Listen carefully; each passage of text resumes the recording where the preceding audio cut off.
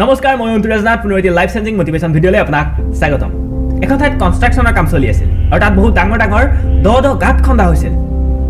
এদিন দুৰ্ভাগ্যবশত দুজন ৱৰ্কাৰ গাঁতটোত পৰি যায়। সকলো মানুহে চিঞৰ বাখৰ লগালে আৰু তেওঁলোক দুজনক উদ্ধাৰ কৰিবলৈ আপ্ৰাণ চেষ্টা কৰিলে, কিন্তু সকলো বিফল হ'ল। মানুহ দুজনেও তাৰ পৰা ওলাবলৈ যথেষ্ট চেষ্টা কৰিলে। তেওঁলোকে তাৰ পৰা জঁপিয়াওঁতে গাৰ ছাল ফাটি তেজ ওলাবলৈ ধৰিলে, কিন্তু তেওঁলোকে আশা এৰি দিয়া নাছিল। তেওঁলোকে গাঁতটোৰ পৰা ওলাবলৈ চেষ্টা কৰি আছিল। গাঁতটোৰ পৰা ৰৈ থকা মানুহবিলাকে ভাবিলে যে এওঁলোক দুজন ওলোৱাটো সম্ভৱ নহয়, এওঁলোক দুজন গাঁতটোৰ ভিতৰতে মৰি যাব লাগিব। এই বুলি ভাবি তেওঁলোকে চিঞৰি চিঞৰি ক'লে যে তহঁতে ইমান কষ্ট কৰি লাভ নাই, তহঁততো মৰিবিয়েই, তহঁতে তাৰ পৰা ওলাব নোৱাৰ।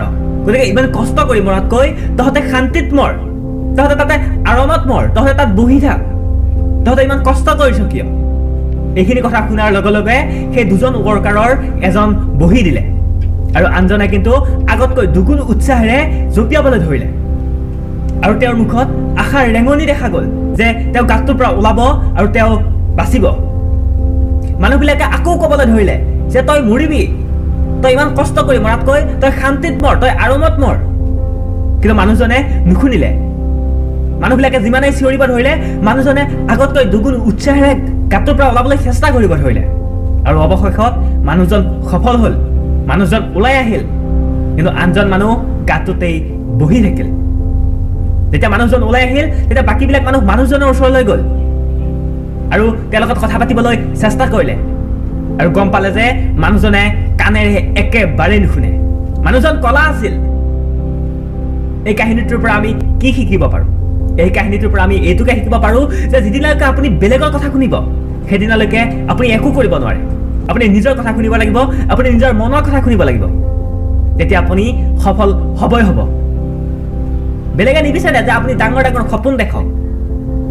সপোন আপুনি নিজে দেখিব লাগিব, সপোন আপুনি নিজে পূৰণ কৰিব লাগিব। যেতিয়া মানুহবিলাকে কৈ আছিল যে তই নোৱাৰ তাৰ পৰা উঠিব, তই কষ্ট কৰি মৰাতকৈ তই শান্তিত মৰ, তেতিয়া সেই কলা মানুহজনে ভাবিছিল যে মানুহবিলাকে মোক ইনস্পায়াৰ কৰি আছে, তই পাৰিবি তাৰ পৰা ওলাব, তই পাৰিবি। মানুহবিলাকৰ কথা নুশুনাৰ বাবেই সেই ৱৰ্কাৰজনৰ জীৱনটো বাচিল। আৰু যিজন ৱৰ্কাৰে সেই মানুহবিলাকৰ কথা শুনি গাঁততে বহি দিছিল, সেইজন কিন্তু মৃত্যু মুখত পৰিল। প্ৰত্যেকজন মানুহৰ ভিতৰত একোজন হিৰো থাকে। এই হিৰোজন আপুনিয়ে চিনাক্ত কৰিব লাগিব। আপোনাৰ হিৰোজন মই চিনাক্ত কৰিব নোৱাৰোঁ। প্ৰত্যেকে নিজৰ নিজৰ ভিতৰত শুই থকা হিৰোজন নিজেই জগাব লাগিব আৰু ছুপাৰ হিট ফিল্ম আপুনিয়ে দিব লাগিব। য়েছ, আপুনিয়ে। আজিলৈ ইমানেই। Bye bye.